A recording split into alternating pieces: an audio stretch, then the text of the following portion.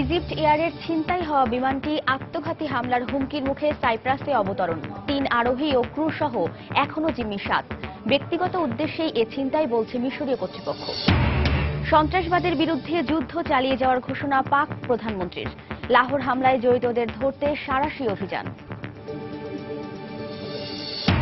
Syria বিষয়ে ব্রিটেনের নীরব ভূমিকার সমালোচনায় রাশিয়া। রাজনৈতিক সমাধানে যুদ্ধবিরতি অব্যাহত রাখার আহ্বান ইরানের। এবং তুরস্কে বেশ কয়েকটি জঙ্গি হামলার চেষ্টা রুখে দেওয়ার দাবি দেশটির সরকারের। তুর্কি সীমান্ত পেরিয়ে সিরিয়ায় পৌঁছেছে ৫০ জনেরও বেশি জঙ্গি, জানালো রাশিয়া।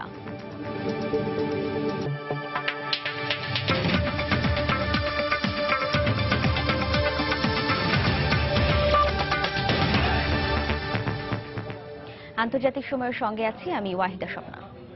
মিশরের ছিনতাই হওয়া ইজিপ্ট এয়ারের বিমানটি সাইপ্রাসে অবতরণের পর ৪ বিদেশি ও ৭ জন ক্রু ছাড়া বাকি সব আরোহীকে ছেড়ে দেওয়া হয়েছে। তবে কর্তৃপক্ষের বরাতে গণমাধ্যম জানায় এর সঙ্গে সন্ত্রাসী কর্মকাণ্ডের যোগসূত্র নেই, বরং ব্যক্তিগত উদ্দেশ্য এ কাজ করা হয়েছে। ওই ছিনতাইকারী মিশরীয় নাগরিক এবং তার নাম ইব্রাহিম সামাহা বলে জানায় মিশরীয় কর্তৃপক্ষ। সে সাইপ্রাসে রাজনৈতিক আশ্রয়ের দাবি জানিয়েছে। এর আগে ছিনতাইকারীর আত্মঘাতী হামলার মুখে মিশর এয়ারলাইন্সের MS-181 ফ্লাইটটি ভূমধ্যসাগরের দ্বীপ সাইপ্রাসের লারনাকা বিমানবন্দরে অবতরণ করে। প্রায় ৮০ জন আরোহী নিয়ে বিমানটি মঙ্গলবার সকালে সৌদি আরব থেকে আলেকজান্দ্রিয়া হয়ে কায়রো যাওয়ার সময় এ ঘটনা ঘটে।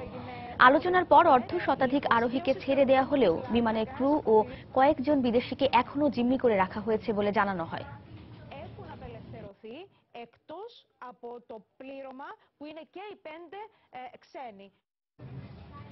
পাকিস্তানে সন্ত্রাসবাদের বিরুদ্ধে যুদ্ধ চালিয়ে যাওয়ার পাশাপাশি লাহোরে হামলার ঘটনার বদলা নেওয়ার হুঁশিয়ারি দিয়েছেন দেশটির প্রধানমন্ত্রী নওয়াজ শরীফ। আর সেনাপ্রধান রাহিল শরীফ দোষীদের গ্রেফতারের সর্বাত্মক অভিযান অব্যাহত রাখার ঘোষণা দিয়েছেন। গত রোববার পাকিস্তানের লাহোরে গুলশান-ই-ইকবাল পার্কে জঙ্গি হামলায় আহত ৩৪০ জনের মধ্যে ২৫ জনের অবস্থা আশঙ্কাজনক বলে জানিয়েছে হাসপাতাল কর্তৃপক্ষ। এদিকে হামলায় নিহতদের সংখ্যা বেড়ে ৭২-এ দাঁড়িয়েছে। এদের মধ্যে ২৯ জনই শিশু। গগনবিদারী আহাজারি আর চোখের অশ্রুতে প্রিয়জনকে অন্তিম বিদায় জানাচ্ছেন স্বজনরা। একে একে সম্পন্ন করা হচ্ছে শেষকৃত্যের নানা আনুষ্ঠানিকতা। রোববার ইস্টার সানডের ছুটিতে লাহোরের গুলশান-ই-ইকবাল পার্কে আত্মঘাতী বোমা বিস্ফোরণের ঘটনায় নিহতদের অর্ধেকেরও বেশি শিশু ও নারী। এই ঘটনায় দেশের অন্যান্য অঞ্চলে একদিনের শোক পালিত হলেও ৩ দিনের শোক পালন করছে পাঞ্জাবের প্রাদেশিক সরকার। আহত অনেকের অবস্থা আশঙ্কাজনক হওয়ায় নিহতের সংখ্যা বাড়তে পারে বলে ধারণা কর্তৃপক্ষের। সোমবার আহতদের চিকিৎসার খোঁজ খবর নিতে হাসপাতালে যান প্রধানমন্ত্রী নওয়াজ শরীফ। পরে রাষ্ট্রীয় টেলিভিশনে দেওয়া ভাষণে সন্ত্রাসীদের বিরুদ্ধে দ্রুত ব্যবস্থা নেওয়ার আবারও ঘোষণা দেন তিনি। সন্ত্রাসীদের মদতদাতারা যেই হোক না কেন এবং তারা যেখানেই লুকিয়ে থাকুক না কেন, এদের সবাইকে আইনের আওতায় আনতে সংশ্লিষ্ট বিভাগগুলোর কাছে সুস্পষ্ট নির্দেশ দেওয়া হয়েছে। শহীদদের প্রতিটি ফোঁটা রক্তের বদলা নেয়ার আগ পর্যন্ত আমরা থামব না। ইনশাআল্লাহ হাম চैन से नहीं बैठेंगे। হামলার দায় স্বীকার করা পাকিস্তানি তালেবানদের একটি পক্ষ জামাতুল আহরারের সদস্যদের ধরতে সর্বাত্মক অভিযানের নির্দেশ দিয়েছেন সেনাপ্রধান রাহিল শরীফ। এদিকে ইউসুফ নামের এক ব্যক্তিকে আত্মঘাতী হামলাকারী হিসেবে চিহ্নিত করার দাবি করেছে পুলিশ। কর্তৃপক্ষের বরাতে পাকিস্তানি সংবাদ মাধ্যম জানায় ওই সন্দেহভাজন পাঞ্জাবের মুজাফফরনগরের বাসিন্দা। জাহিদুর রহমান, সময় সংবাদ। পাকিস্তান যে কোনো মূল্যে সন্ত্রাসের বিরুদ্ধে লড়াই চালিয়ে যাবে বলে জানিয়েছেন রাজনৈতিক বিশ্লেষক ও কলামিস্ট বিনা শাহ। তার মতে লাহোর হামলায় জামায়াত উল আহরার নামে নতুন এক সংগঠনের জড়িত থাকার ঘটনা প্রমাণ করে পাকিস্তানের মূল তালেবান ক্রমশ দুর্বল হয়ে পড়ছে। ইস্টারকে কেন্দ্র করে পার্কে আগত খ্রিস্টানরাই হামলার মূল লক্ষ্যবস্তু ছিল বলেও মনে করছেন বিশ্লেষকরা। এদিকে লাহোর হামলার ঘটনায় পুরো পাঞ্জাবে বড় আকারের সন্ত্রাস বিরোধী অভিযান শুরু করেছে পাকিস্তানের সামরিক বাহিনী। লাহোরের ইকবাল পার্ক মূলত স্থানীয়দের অবসর সময় কাটানোর অন্যতম অনুষঙ্গ। পার্কের সজীব সবুজ ঘাস ও নানা জাতের ফুলের সৌন্দর্য রক্ষায় সেখানে ছেলেমেয়েদের ফুটবল খেলাও নিষিদ্ধ করছে কর্তৃপক্ষ। রোববারের হামলায় সেই ফুল ও ঘাসের রং ছাপিয়ে তীক্ষ্ণ হয়ে ওঠে রক্তের দাগ। কেন এই পার্কটিকেই হামলার লক্ষ্যবস্তু করা হলো তা নিয়ে ডন পত্রিকায় প্রকাশিত একটি বিশ্লেষণধর্মী প্রতিবেদনে বলা হয়, খ্রিস্টানদের ধর্মীয় উৎসব ইস্টার সানডেকে উপলক্ষ করে পার্কে বহু সংখ্যক খ্রিস্ট ধর্মাবলম্বীর সমাগম হয়। এই হামলার পরিকল্পনাকারীরা ছোট উদ্যোগে বড় আকারের ক্ষয়ক্ষতির চেষ্টা চালিয়েছে এবং মোটামুটি সফল হয়েছে বলে মত বিশ্লেষকদের। গত বছর পেশওয়ারি সেনা পরিচালিত স্কুলে তালেবানের হামলার পর পুরো দেশে ব্যাপক আকারে সন্ত্রাস বিরোধী অভিযানের ঘোষণা দেন সেনাপ্রধান রাহিল শরীফ। বিশ্লেষকদের মতে এই অভিযানের মধ্য দিয়ে পাকিস্তানের বড় অর্জন হল তালেবানের ভাঙন। সোমবার গার্ডিয়ানে প্রকাশিত এক প্রতিবেদনে পাকিস্তানের রাজনৈতিক বিশ্লেষক বিনাশ শাহ বলেন, লাহোর পার্কে হামলাকারী জামাতুল আহরার মূলত তালেবানের দলছুট অংশ। গত বছরও লাহোরের খ্রিস্টান অধ্যুষিত এলাকার দুটি ক্যাথলিক চার্চে হামলা চালিয়ে 15 জনকে হত্যা করে এই দলটি। বিনাশ শাহ মতে রোববারের হামলা প্রমাণ করে করাচি ও খাইবার পাখতুনওয়াহ সহ পাকিস্তানের পার্বত্য এলাকায় অব্যাহত সামরিক অভিযানের মুখে দুর্বল হয়ে পড়েছে তালেবান। তারা এখন ছোট ছোট দলে বিভক্ত হয়ে বিদ্যালয় ও পার্কের মতো সহজ লক্ষ্যবস্তুতে আঘাত হানছে, যেখানে নিরাপত্তা বা প্রহরা নেই বললেই চলে। এমনকি এ ধরনের হামলায় সাধারণ মানুষই কেবল ক্ষতিগ্রস্ত হবে জানা সত্ত্বেও তারা নির্বিকার। কাজেই এসব জঙ্গি বৃহত্তর পরিসরে পাকিস্তানের কোনো ক্ষতি করতে পারবে না বলেই মনে করেন তিনি। তার মতে পাকিস্তান যে কোনো মূল্যে সন্ত্রাস ও সন্ত্রাসবাদের বিরুদ্ধে এই লড়াই চালিয়ে যাবে। বিনাশ শাহের মতের প্রতিফলন দেখা গেছে পাক সেনাপ্রধান রাহিল শরীফের বক্তব্যেও। যে কোনো মূল্যে হামলাকারী সন্ত্রাসী গোষ্ঠীকে নিশ্চিহ্ন করার ঘোষণা দিয়ে পাঞ্জাবে বড় আকারের সন্ত্রাস বিরোধী অভিযান পরিচালনার নির্দেশ দিয়েছেন তিনি। এরই মধ্যে লাহোর, ফয়সালাবাদ ও মুলতান থেকে বেশ কয়েকজন সন্ত্রাসীকে আটক করা হয়েছে। উদ্ধার করা হয়েছে বেশ কিছু অস্ত্র ও বিস্ফোরক। বড় ধরনের সাঁড়াশি অভিযান শুরু করেছে পাঞ্জাবের প্রাদেশিক সন্ত্রাস বিরোধী দপ্তরও। সেনা ও রেঞ্জারদের সমন্বয়ে গঠিত যৌথ বাহিনীর নিয়ন্ত্রণে এখন গোটা পাঞ্জাব। সঞ্জিদা ইসলাম, সময় সংবাদ। ভারতের পাঞ্জাবে জঙ্গি হামলার ঘটনা তদন্তে কাজ শুরু করেছে পাকিস্তানের তদন্ত দল। মঙ্গলবার 5 সদস্যের ওই প্রতিনিধি দল পাঠানকোট বিমান ঘাঁটি পরিদর্শনে যান। তদন্ত দলটিতে দেশটির সামরিক গোয়েন্দা সংস্থা ISI ও মিলিটারি এজেন্সির প্রতিনিধিও রয়েছেন।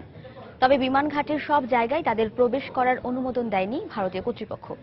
দুই দেশের যে সীমান্ত দিয়ে সন্ত্রাসীরা চলাচল করে, 6 সন্ত্রাসীর সঙ্গে সেনাবাহিনীর গোলাগুলির স্থল ও যে হাসপাতালে জঙ্গিদের লাশ রাখা হয়, তদন্ত দলটিকে শুধু সেই স্থানগুলো ঘুরে দেখার অনুমতি দেওয়া হয়েছে। এছাড়া প্রত্যক্ষদর্শীদের বাইরে আর কাউকে জিজ্ঞাসাবাদের সুযোগ রাখা হয়নি। এদিকে পাকিস্তানের তদন্ত দলকে ভারতে প্রবেশ করতে দেওয়ার বিরোধিতা করে বিমান ঘাঁটির বাইরে বিক্ষোভ করেছে কংগ্রেস ও আম আদমি পার্টির কয়েকশো নেতাকর্মী।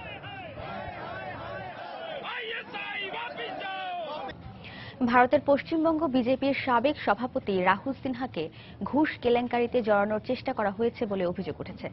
সোমবার রাজ্য বিজেপির সদর দপ্তরে 2 গোয়েন্দা পুলিশ কর্মকর্তা ঘুষ দিতে গিয়ে হাতে নাতে ধরা পড়েছে উল্লেখ করে এ ঘটনায় মুখ্যমন্ত্রী মমতা ব্যানার্জির ইন্ধন রয়েছে কিনা তা খতিয়ে দেখতে তদন্ত দাবি করেন আসন্ন বিধানসভায় জোড়াসাঁকো কেন্দ্রের এই প্রার্থী।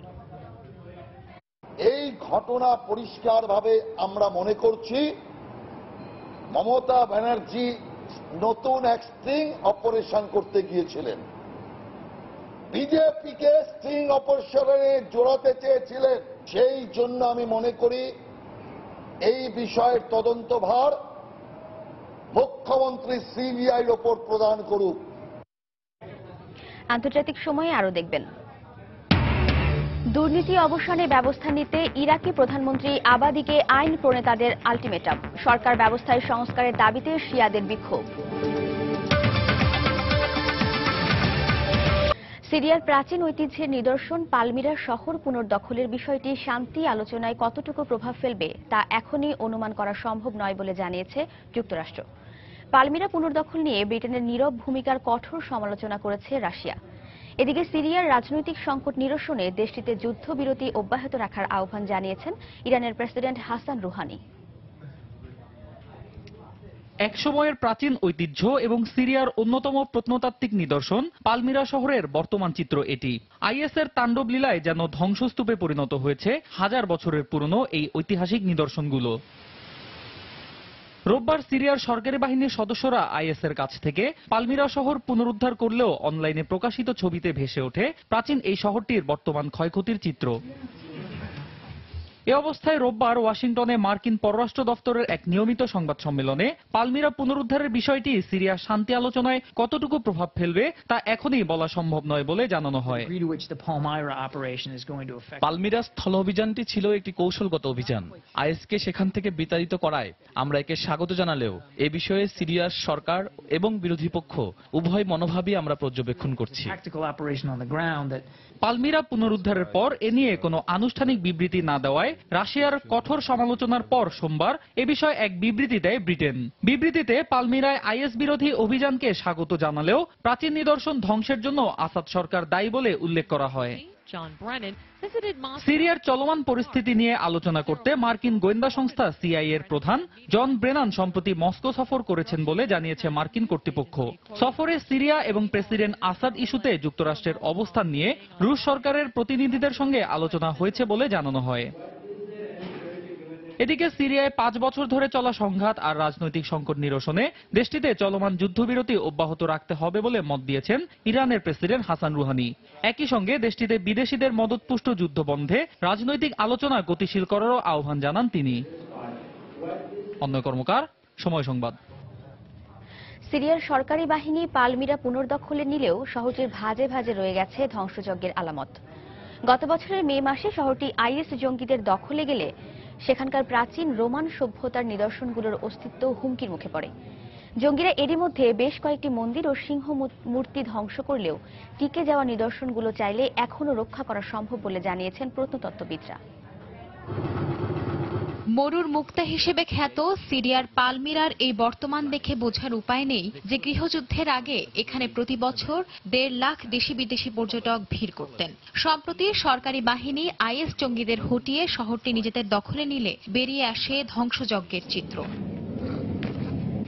বিবিসির প্রকাশিত ফুটেজে দেখা যায় আইএস জঙ্গিরা 2000 বছরের পুরনো রোমান সভ্যতার অধিকাংশ স্থাপনা গুঁড়িয়ে দিলেও প্রাচীন থিয়েটার সহ বেশ কয়েকটি নিদর্শন এখনো টিকে আছে। সঠিক রক্ষণাবেক্ষণের মাধ্যমে ক্ষতি কাটিয়ে ওঠা সম্ভব বলেও জানান প্রত্নতাত্ত্বিকরা। গত বছরের মে মাসে জাতিসংঘ স্বীকৃত বিশ্ব ঐতিহ্যের এই শহরটি দখল করে নেয় আইএস। তারপরই প্রথম ও দ্বিতীয় শতকের বেশ কিছু স্থাপত্য, মাজার, মন্দির ও বিখ্যাত সিংহমূর্তি গুঁড়িয়ে দেয়। জঙ্গি তৎপরতার রসদ কিনতে জাদুঘরের দুর্লভ এসব নিদর্শন কালোবাজারে বিক্রি করা হতো বলেও অভিযোগ রয়েছে। দেশটির পুরাতত্ত্ব বিভাগের প্রধান মামুন আব্দুল করিমকেও নৃশংসভাবে হত্যা করে তারা। রাজধানী দামেস্ক ও দেইল আর জোরের মাঝখানে অবস্থিত ঐতিহাসিক এই শহরটি কৌশলগতভাবে গুরুত্বপূর্ণ হওয়ায় শুরু থেকেই তা জঙ্গিদের লক্ষ্যবস্তুতে পরিণত হয়। পরে রাশিয়ার বিমান হামলার সহযোগিতায় সরকারি বাহিনী পালমিরা নিজেদের দখলে নেয়, যা এখন পর্যন্ত সরকারের জঙ্গি বিরোধী অভিযানের সবচেয়ে বড় অর্জন। সঞ্জনা চৌধুরী, সময় সংবাদ।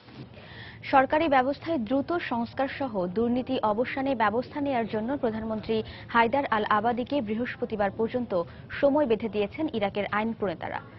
একই ইস্যুতে বিক্ষোভ করেছে দেশটির প্রভাবশালী শিয়া নেতা মুক্তাদা আল সাদরের সমর্থকরা। এদিকে ইরাকের বেশ কয়েকটি স্থানে আইএসের অবস্থান লক্ষ্য করে বিমান হামলা চালিয়েছে সামরিক বাহিনী। মসুলের পুনর্দখল নেওয়ার লক্ষ্যে তারা মাহমুর এলাকায় সমর প্রস্তুতি শুরু করেছে বলে জানিয়েছে কর্তৃপক্ষ। সোমবার ইরাকের উত্তরাঞ্চলের বসরা শহর বিক্ষোভকারীদের স্লোগানে মুখর হয়ে ওঠে। শিগগির সরকারি ব্যবস্থার সংস্করণ ও দুর্নীতি বন্ধের দাবিতে বিক্ষোভ করে শিয়া ধর্মীয় নেতা মুক্তাদ আল সাদরের হাজার হাজার সমর্থক। সব জায়গায় দুর্নীতি ছড়িয়ে পড়েছে আর সরকার তা সংশোধনের ব্যাপারে উদাসীন। আমরা আজ এখানে এসেছি শিয়া নেতা মুক্তাদ আল সাদরের ডাকা সংস্কার প্রস্তাবকে সমর্থন জানাতে, আর সেই সব আন্দোলনকারীদের সমর্থন জানাতে যারা ইরাকি জনগণের অধিকার নিয়ে কথা বলছে। বিক্ষোভ সমাবেশ হয়েছে ইরাকের নাজাফ শহরেও। এই এলাকার বিক্ষোভকারীরাও সরকারের কাছে একই দাবি জানায়। আমরা চাই দ্রুত সংস্কার প্রস্তাব কার্যকর করা হোক। আমরা এও জানতে চাই প্রধানমন্ত্রী হায়দার আল আবাদি এই সংস্কার প্রস্তাবের পক্ষে নাকি বিপক্ষে। মিথ্যা বুলির পরিবর্তে আমরা চাই সরকারের এক্ষেত্রে কার্যকরী পদক্ষেপ গ্রহণ করুক। চলমান আন্দোলনের প্রেক্ষিতে নতুন পরিষদ উপস্থাপনের জন্য সরকারকে আগামী বৃহস্পতিবার পর্যন্ত সময় বেঁধে দিয়েছেন পার্লামেন্টের আইন প্রণেতারা। তবে এই সংস্কার প্রস্তাবের বিরোধিতা করেছে সরকারি দল সহ বেশ কয়েকজন রাজনীতিক। তাদের ধারণা, এই সংস্কারের ফলে সরকার ব্যবস্থায় নিজেদের দীর্ঘদিনের প্রভাব দুর্বল হয়ে পড়তে পারে। এরই মধ্যে মার্কিন নেতৃত্বাধীন জোট ও ইরাকি কুর্দি বাহিনীর সহায়তায় মাকমুর জেলার একটি গ্রাম জঙ্গি সংগঠন আইএসের কাছ থেকে পুনর্দখল করেছে ইরাকি সেনাবাহিনী। এ সফল অভিযানের পর মসুলের নিয়ন্ত্রণ নেয়ার জন্য প্রস্তুতি নিয়েছে তারা। এর অংশ হিসেবে সোমবার মসুলের কাছে আইএসের 14টি অবস্থান লক্ষ্য করে বিমান হামলা চালিয়েছে ইরাকের সেনাবাহিনী। এছাড়াও দেশটির উত্তরাঞ্চলের থরথর ও বাইজি এলাকায় পুলিশের অভিযান চালানোর সময় আইএসের সঙ্গে সংঘর্ষে 29 জঙ্গি নিহত হয়েছে। এ সময় জঙ্গিদের ব্যবহৃত অস্ত্র বহনকারী বেশ কিছু গাড়িও ধ্বংস করা হয়েছে। এদিকে সামরিক বাহিনীর আইএস বিরোধী অভিযানের ফলে মসুলের দক্ষিণাঞ্চলের বেশ কয়েকটি এলাকার 500-র বেশি পরিবার গৃহহীন হয়েছে বলে জানিয়েছে জাতিসংঘের মানবাধিকার সংস্থা, যা ওই এলাকার চরম মানবিক বিপর্যয় ডেকে আনবে বলে উদ্বেগ প্রকাশ করেছে সংস্থাটি। শিরিন আক্তার, সময় সংবাদ। আফগানিস্তানের কাবুলের নবনির্মিত পার্লামেন্ট ভবন লক্ষ্য করে রকেট হামলা চালিয়েছে তালেবান। সোমবার দেশটির গোয়েন্দা প্রধান ও ভারপ্রাপ্ত স্বরাষ্ট্রমন্ত্রী পার্লামেন্টে ভাষণ দেওয়ার আগ মুহূর্তে এই হামলা চালানো হয়। এতে হতাহতের কোনো খবর পাওয়া না গেলেও ভবনের একাংশ ক্ষতিগ্রস্ত হয়েছে বলে জানায় কর্তৃপক্ষ। গত কয়েক মাস ধরে আফগান নিরাপত্তা বাহিনী ও সরকারি কর্মকর্তাদের উপর তালেবান হামলা অনেক বেড়েছে।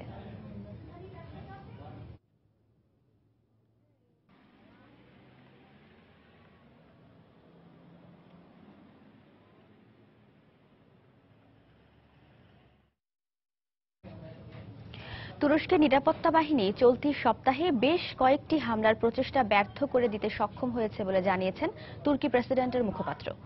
সম্প্রতি সিরিয়ার জঙ্গি সংগঠন আল নুসরা ফ্রন্টে যোগ দিতে 50 জনেরও বেশি জঙ্গি তুরস্ক সীমান্ত পার হয়েছে বলে জানিয়েছে রুশ প্রতিরক্ষা মন্ত্রণালয়। এদিকে সিরীয় প্রেসিডেন্ট বাশার আল আসাদের রাজনৈতিক ও গণমাধ্যম উপদেষ্টা বলেছেন, সিরিয়া সংকটের জন্য এককভাবে তুরস্কই দায়ী। এবছরের মাত্র 3 মাসে তুরস্কে বিভিন্ন সন্ত্রাসী হামলায় নিহত হয়েছে অন্তত 80 জন। সাম্প্রতিক সময়ে তুরস্কে হামলার ঘটনা বেড়ে যাওয়ায় তৎপর দেশটির নিরাপত্তা বাহিনী। তুর্কি গোয়েন্দা সূত্রে স্কাই নিউজ জানিয়েছে, আইএস জঙ্গিরা তুরস্কে ইহুদি শিশুদের হত্যা করতে স্কুলগুলোকে লক্ষ্যবস্তুতে পরিণত করেছিল। চলতি সপ্তাহে এরকম সম্ভাব্য বেশ কয়েকটি হামলা প্রতিহত করতে সক্ষম হয়েছে তুরস্ক, এমনটি জানিয়েছেন প্রেসিডেন্ট রিসেপ তাইপ এরদোয়ানের মুখপাত্র ইব্রাহিম কালিন। সন্ত্রাসবাদের হুমকি মোকাবিলায় সব পদক্ষেপ নিয়েছি আমরা। গত কয়েক সপ্তাহে গোয়েন্দা সংস্থা ও স্বরাষ্ট্র মন্ত্রণালয়ের যৌথ অভিযানে হামলার পরিকল্পনাকারী বহু সন্ত্রাসীকে আটক করা হয়েছে। এদের মধ্যে আত্মঘাতী হামলাকারী ও বোমা ভর্তি গাড়িও আছে। তুরস্কের ভেতরে সন্ত্রাসী হামলার জন্য কুর্দি বিচ্ছিন্নতাবাদীদের দায়ী করে তাদের বিরুদ্ধে কঠোর পদক্ষেপ নিয়েছে দেশটি। সোমবার তুর্কি প্রেসিডেন্ট রিসেপ তাইপ এরদোয়ান জানান, গত জুলাই থেকে এ পর্যন্ত 5300-রও বেশি কুর্দি বিদ্রোহীকে হত্যা অথবা আটক করেছে তুর্কি নিরাপত্তা বাহিনী। তবে তুরস্ক সন্ত্রাসীদের বিরুদ্ধে ব্যবস্থা নিলেও দেশটির বিরুদ্ধে জঙ্গিদের মদদ দেওয়ার অভিযোগ করেছে সিরিয়া। তুরস্কের সেনা গোয়েন্দা সংস্থার সাথে জঙ্গি গোষ্ঠী আইএস এর যোগাযোগ আছে এবং সিরিয়া থেকে যে তেল পাচার হচ্ছে তা তুরস্ক হয়েই ইউরোপে যাচ্ছে বলে মন্তব্য করেছেন সিরীয় প্রেসিডেন্ট বাশার আল আসাদের রাজনৈতিক ও গণমাধ্যম উপদেষ্টা বুথানিয়া শাবান। সোমবার রুশ গণমাধ্যম আরটিকে দেয়া এক সাক্ষাৎকারে তিনি বলেন, সিরিয়ায় যুদ্ধের জন্য কেবল তুরস্কই দায়ী। তুরস্কের সাথে কোনো সীমান্ত না থাকলে সিরিয়ায় কোনো সন্ত্রাসী থাকতো না বলেও মন্তব্য করেন তিনি। শাবানের মতো রুশ প্রতিরক্ষা মন্ত্রণালয়েরও দাবি, তুরস্ক সীমান্ত পার হয়ে জঙ্গিরা সিরিয়ায় ঢুকছে। সম্প্রতি সিরিয়ায় জঙ্গি সংগঠন আল নুসরা ফ্রন্টে যোগ দিতে 50 জনেরও বেশি জঙ্গি তুরস্ক সীমান্ত পার হয়ে আলেপ্পোতে পৌঁছেছে বলে সোমবার জানিয়েছে রুশ প্রতিরক্ষা মন্ত্রণালয়। এছাড়া আগ্নেয়াস্ত্র ভর্তি 3টি গাড়িও তুরস্ক সীমান্ত পার হয়ে সিরিয়ায় ঢুকেছে বলে জানায় তারা। হাফসাতুন্নেসা, সময় সংবাদ। আন্তর্জাতিক সময়ে আরো যা দেখবেন, আরব আমিরাতের 2টি বহুতল ভবনে আগুন লেগে আহত 16, 20 ঘন্টার চেষ্টায় নিয়ন্ত্রণে।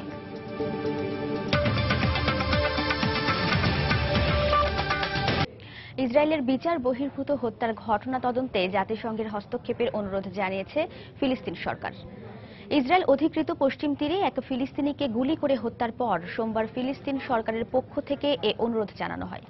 প্যালেস্টাইন লিবারেশন অর্গানাইজেশন PLO এর এক কর্মকর্তা জানান, এ হত্যার ঘটনা তদন্তে ইসরায়েল সরকারের পক্ষ থেকে আশ্বস্ত করা হলেও তাতে রাজি নয় ফিলিস্তিন। ফিলিস্তিনের দাবি, অতীতেও এ ধরনের তদন্তে ফিলিস্তিন সুষ্ঠু বিচার পায়নি এবং অপরাধীদের অভিযোগ থেকে অব্যাহতি দেওয়া হয়েছে। গেল বছরের সেপ্টেম্বর থেকে ইসরায়েল বিচার বহির্ভূতভাবে 207 জন ফিলিস্তিনিকে হত্যা করেছে বলে জানিয়েছে ওই কর্মকর্তা।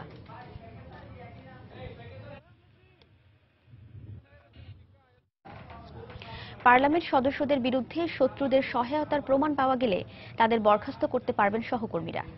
সোমবার এমন একটি প্রস্তাবনার অনুমোদন দিয়েছে ইসরায়েলের পার্লামেন্ট নেসেট। প্রস্তাবনার পক্ষে 59 ভোট পড়ে। এই প্রস্তাবনা অনুযায়ী যে কোনো পার্লামেন্ট সদস্যের বিরুদ্ধে 90টি ভোট পড়লে তাকে বরখাস্ত করা যাবে। এতে ইসরায়েলের নিরাপত্তার জন্য হুমকি এমন কোনো ব্যক্তি পার্লামেন্টের সদস্য হিসেবে টিকে থাকতে পারবেন না বলে দাবি করেন নেতানিয়াহুর ডানপন্থী দলের নেতারা।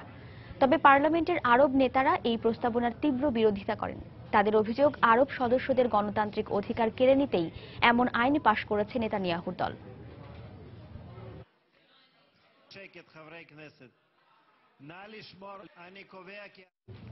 ইরান তাদের প্রতিরক্ষামূলক ব্যালিস্টিক ক্ষেপণাস্ত্র প্রযুক্তির উন্নয়ন ও গবেষণা কার্যক্রম কখনোই বন্ধ করবে না বলে জানিয়েছে ইরানের ইসলামী বিপ্লবী বাহিনী IRGC। সোমবার একথা জানান সংস্থাটির অ্যারোস্পেস ডিভিশনের কমান্ডার ব্রিগেডিয়ার জেনারেল আমির আলী হাজিজাদে। এ সময় তিনি আরও বলেন, ইরানের ব্যালিস্টিক ক্ষেপণাস্ত্র পরীক্ষার একটি তাৎপর্যপূর্ণ উদ্দেশ্য রয়েছে এবং এটি কখনোই বন্ধ হবার নয়। একই সঙ্গে ইরানের স্বাধীনতা এবং সার্বভৌমত্ব রক্ষায় দেশটির সক্ষমতা এবং প্রতিরক্ষা ব্যবস্থার ক্রমাগত উন্নয়ন নিয়ে কারও কোনো সন্দেহ নেই বলেও জানান তিনি।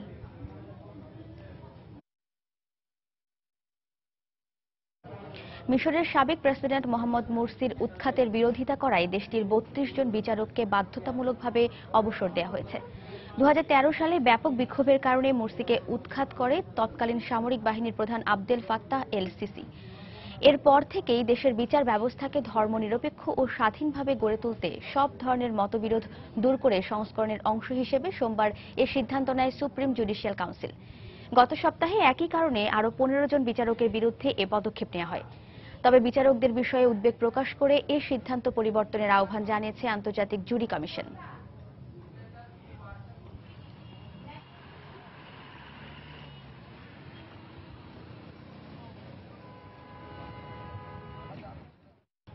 সুনির্দিষ্ট প্রমাণ না পাওয়ায় ব্রাসেলসের সন্ত্রাসী হামলায় আটক এক ব্যক্তিকে মুক্তি দিয়েছে বেলজিয়ামের পুলিশ।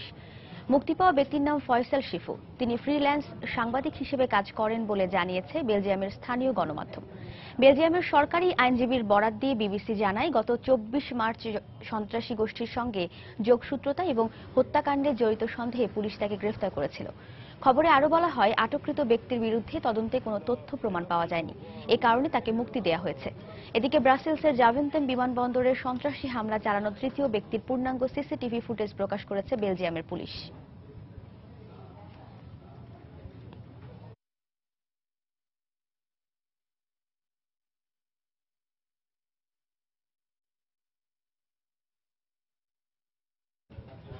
যুক্তরাষ্ট্রের ক্যাপিটাল হিলের দর্শনার্থী কেন্দ্রে অভিযান চালিয়ে এক বন্দুকধারীকে আহত অবস্থায় আটক করেছে পুলিশ। অভিযানের সময় পুলিশের গুলিতে ওই সন্দেহভাজন আহত হয়। এ ঘটনায় এক পুলিশ কর্মকর্তাও ও এক দর্শনার্থীও আহত হয়েছেন বলে জানা গেছে। এ ঘটনার পর দর্শনার্থীদের চলাচল কয়েক ঘণ্টা বন্ধ রাখা হয়। একে বিচ্ছিন্ন ঘটনা উল্লেখ করে এর সঙ্গে সন্ত্রাসী কর্মকাণ্ডের কোনো সম্পৃক্ততা নেই বলে দাবি করেছে ওয়াশিংটন সিটি পুলিশ।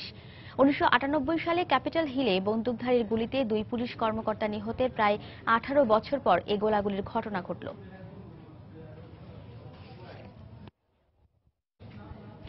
মার্কিন নির্মাতা প্রতিষ্ঠান অ্যাপেলের সহায়তা ছাড়াই যুক্তরাষ্ট্রের স্যান বার্নার্দিনো হামলায় জড়িত বন্দুকধারীর আইফোন আনলক করতে সক্ষম হয়েছে এফবিআই। একই সঙ্গে এই কাজে সহায়তা করতে অ্যাপেলকে দেয়া আদালতের নির্দেশও তুলে নেওয়া হয়েছে বলে জানিয়েছে দেশটির আইন মন্ত্রণালয়। গত ডিসেম্বরে স্যান বার্নার্দিনোয় বন্দুক হামলা চালিয়ে 14 জনকে হত্যা করে 2 জঙ্গি রিজওয়ান ও তার স্ত্রী তাসফিন মালিক। সে সময় পুলিশের পাল্টা গুলিতে নিহত হয় তারা। নিহত রিজওয়ানের আইফোনের তথ্য পেতে এফবিআই এর পক্ষ থেকে অ্যাপেলকে অনুরোধ করা হলেও তাতে সাড়া দেয়নি প্রতিষ্ঠানটি। এমনকি এফবিআইকে সহায়তা করতে অ্যাপেলের প্রতি নির্দেশনাও জারি করে আদালত। পরবর্তীতে অ্যাপেলের সহায়তা ছাড়াই নিজস্ব প্রযুক্তিতে আইফোন আনলক করার পদ্ধতি বের করে এফবিআই।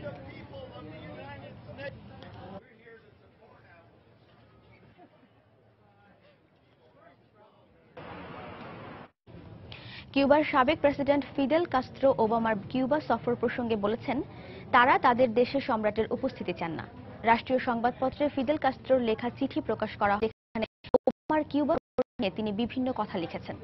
প্রায় 1500 শব্দে লেখা ওই চিঠির শিরোনাম হচ্ছে ব্রাদার ওবামা। ওবামার কিউবা সফর নিয়ে এবারই প্রথম মুখ খুললেন ফিদেল কাস্ত্রো। 3 দিনের ঐতিহাসিক সফরে ওবামা দেখা করেন 47 বছরের শাসনে থাকা ফিদেল কাস্ত্রোর সঙ্গে। তবে অর্ধ শতাব্দী ধরে চলে আসা দুই দেশের শীতল সম্পর্ককে কবর দিয়ে নতুন করে সম্পর্ক স্থাপনকেই এই সফরের উদ্দেশ্য বলে মন্তব্য করেছিলেন ওবামা। ফিদেল কাস্ট্রো বলেন, তার পরামর্শ হলো কিউবার রাজনীতির বিষয়ে তত্ত্ব তৈরি করার কোনো প্রয়োজন ওবামার নেই। ওবামার বক্তব্যের প্রতি লাইনের সমালোচনা করেছেন তিনি। এখন সময় এসেছে অতীতকে ভুলে যাওয়ার। ওবামার এ বক্তব্যের পরিপ্রেক্ষিতে তিনি লেখেন, এ কথা শুনে তাদের হৃদযন্ত্রের ক্রিয়া বন্ধ হয়ে যাওয়ার অবস্থা হয়েছিল।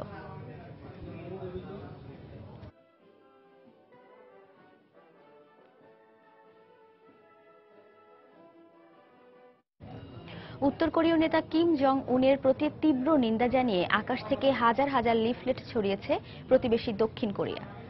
কোরীয় সীমান্ত এলাকায় বড় বড় হিলিয়াম বেলুনের সাহায্যে এই লিফলেট ছড়ানো হয়। গত 3 দিনে তৃতীয়বারের মতো এই ধরনের লিফলেট ছড়ানো হলো।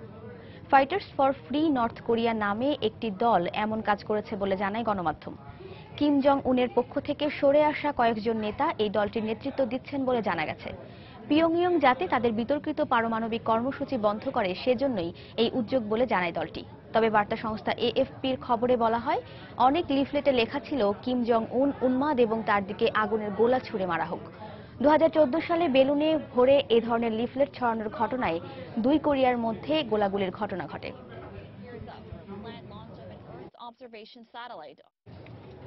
মার্কিন প্রেসিডেন্ট নির্বাচনে রিপাবলিকান দলের মনোনয়ন প্রত্যাশীরা একে অন্যের দিকে কাদা ছোড়াছুড়ির মধ্য দিয়ে মার্কিন রাজনীতিকে অপমান করছেন বলে মন্তব্য করেছেন ডেমোক্র্যাট দলের সম্ভাব্য প্রার্থী হিলারি ক্লিন্টন।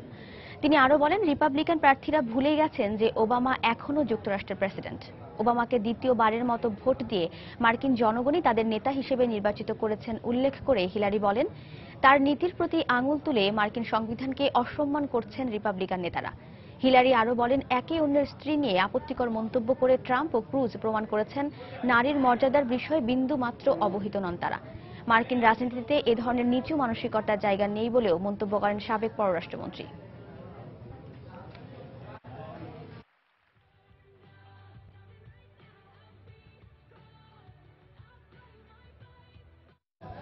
প্রেসিডেন্ট দিলমা রোসেফের পদত্যাগের দাবির মধ্যেই পদত্যাগ করলেন ব্রাজিলের পর্যটন মন্ত্রী হেনরিক এদুয়ার্দো। দিলমা রোসেফের ক্ষমতাসীন ওয়ার্কার্স পার্টির শরিক দল পিএমডিবি জোট থেকে বেরিয়ে যাওয়ার বিষয়ে চূড়ান্ত সিদ্ধান্ত নিতে জোটের সদস্যদের মঙ্গলবার ভোট দেওয়ার কথা রয়েছে। বেশিরভাগ সদস্য বেরিয়ে যাওয়ার সিদ্ধান্ত নিয়েছেন বলে জানান পিএমডিবির সদস্যরা। তবে পর্যটন মন্ত্রী প্রথম ব্যক্তি যিনি জোট সরকার থেকে বেরিয়ে গেলেন। দুর্নীতির অভিযোগে গত কয়েক সপ্তাহে ব্রাজিলের প্রেসিডেন্ট রোসেফের অপসারণের দাবিতে বিক্ষোভ হয়। দেশটির বিরোধী পক্ষের দাবি, সম্প্রতি প্রকাশিত এক অডিওতে দিলমার অর্থ আত্মসাতের প্রমাণ পাওয়া গেছে। যদিও দিলমা রোসেফের দাবি তার বিরুদ্ধে সব অভিযোগ মিথ্যা।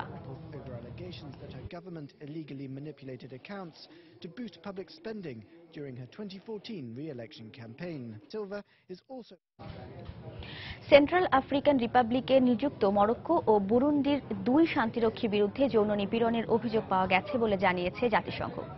সোমবার জাতিসংঘের পক্ষ থেকে এ কথা জানানো হয়। জাতিসংঘের এক মুখপাত্র জানান, চলতি মাসে বুরুন্ডির এক শান্তিরক্ষীর বিরুদ্ধে সেন্ট্রাল আফ্রিকান রিপাবলিকের এক কিশোরীকে ধর্ষণের অভিযোগ পাওয়া যায়। এছাড়াও গত মাসে মরক্কোর এক শান্তিরক্ষীর বিরুদ্ধেও সেখানকার এক নারীকে যৌন নিপীড়নের অভিযোগ পাওয়া গেছে। দুদেশকেই এই অভিযোগের বিষয়ে অবহিত করা হয়েছে বলেও জানান ওই মুখপাত্র। এই অভিযোগ তদন্তের জন্য মরক্কো ও বুরুন্ডিকে 10 দিনের সময় দেওয়া হয়েছে। এ সময়ের মধ্যে তারা কোনো ব্যবস্থা না নিলে জাতিসংঘ নিজেই এ ব্যাপারে অনুসন্ধান চালাবে।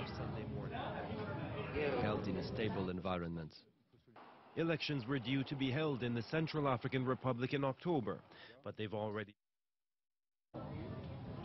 দক্ষিণ আটলান্টিক মহাসাগরের বিরোধপূর্ণ ফকল্যান্ড দ্বীপপুঞ্জ আর্জেন্টিনার জলসীমার অন্তর্ভুক্ত বলে সিদ্ধান্ত দিয়েছে জাতিসংঘের সমুদ্র সীমা পরিষদ। আর্জেন্টিনিয়ানরা একে মালভিনাস দ্বীপপুঞ্জ নামে ডাকে। জাতিসংঘের এই সিদ্ধান্তের ফলে আর্জেন্টিনার জলসীমার পরিধি 35% বা 17 লাখ বর্গ কিলোমিটার পর্যন্ত বিস্তৃত হয়েছে জানায় দেশটির পররাষ্ট্র মন্ত্রণালয়। একে ঐতিহাসিক অর্জন উল্লেখ করে পররাষ্ট্রমন্ত্রী সুজানা মালকোরা বলেন, এখন তারা দ্বীপের প্রাকৃতিক সম্পদের ওপর অধিকার প্রতিষ্ঠা করতে পারবে। 1982 সাল থেকে ফকল্যান্ড দ্বীপপুঞ্জের সার্বভৌমত্ব নিয়ে আর্জেন্টিনা ও ব্রিটেনের মধ্যে বিরোধ চলে আসছিল।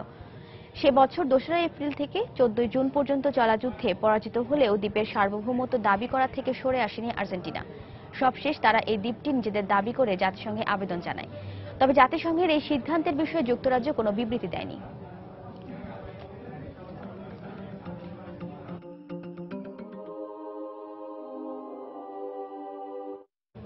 জাতিসংঘ শান্তিরক্ষী মিশনে আরও বাংলাদেশি সেনা নিতে আগ্রহ প্রকাশ করেছে।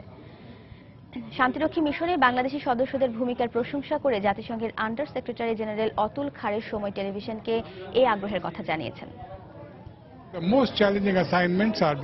শান্তিরক্ষী মিশনে বাংলাদেশি সেনারা সবচেয়ে কঠিন চ্যালেঞ্জগুলো সফলভাবে মোকাবেলা করছে। বাংলাদেশের বিভিন্ন অঞ্চল থেকে আসা নারী পুলিশ সদস্যদের নানা ক্ষেত্রে অবদানের বিষয়টি নিয়ে একটি প্রামাণ্য চিত্র তৈরি করা হয়েছে। জাতিসংঘের সব সদস্য বাংলাদেশের নারী পুলিশ কর্মীদের এই অবদানের ভূয়সী প্রশংসা করেছেন।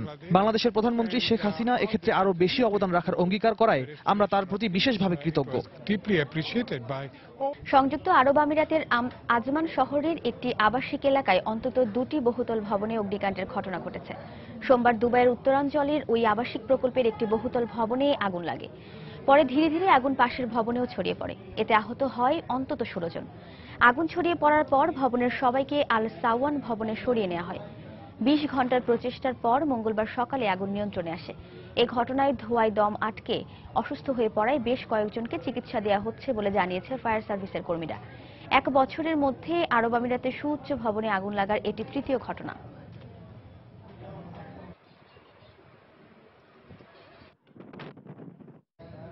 ভারতের উত্তরপ্রদেশের আগ্রায় একটি পানীয়র দোকানে অগ্নিকাণ্ডের ঘটনায় আশপাশের কয়েকটি বৈদ্যুতিক খুঁটিতে আগুন ধরে যায়। এতে অনেক বড় এলাকা জুড়ে আগুন ছড়িয়ে পড়ে বলে জানায় গণমাধ্যম। তবে এতে কোনো হতাহতের ঘটনা ঘটেনি। আগুন লাগার খবর পেয়ে সেখানে 3টি অগ্নি নির্বাপক ইউনিট হাজির হয়। 8 ঘন্টার প্রচেষ্টায় আগুন নিয়ন্ত্রণে আসে বলে জানায় তারা।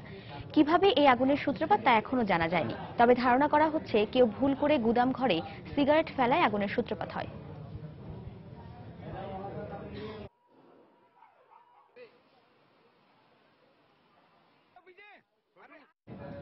ভারতের 63তম জাতীয় চলচ্চিত্র পুরস্কার ঘোষণা করা হয়েছে। 2015 সালে মুক্তি পাওয়া ছবির মধ্যে বিভিন্ন বিভাগে সেরার পদক জিতেছে বাহুবলী, পিকু, তানু ইটস মানু রিটার্নস ও বাজিরাও মাস্তানি। পিকু ছবিতে অনবদ্য অভিনয়ের জন্য সেরা অভিনেতার পুরস্কার জিতেছেন অমিতাভ বচ্চন। তানু ইটস মানু রিটার্নস ছবির জন্য সেরা অভিনেত্রী হয়েছেন কঙ্কনা রনৌত। বাজিরাও মাস্তানি ছবির জন্য সেরা পরিচালকের খেতাব অর্জন করেছেন সঞ্জয় লীলা বানসালি। এছাড়া সেরা চলচ্চিত্র বিভাগে পুরস্কার জিতেছে ব্যবসা সফল ছবি বাহুবলী। আর বাংলা ভাষায় নির্মিত সেরা ছবির পুরস্কার জিতেছে গৌতম ঘোষ পরিচালিত শঙ্খচিল ছবিটি।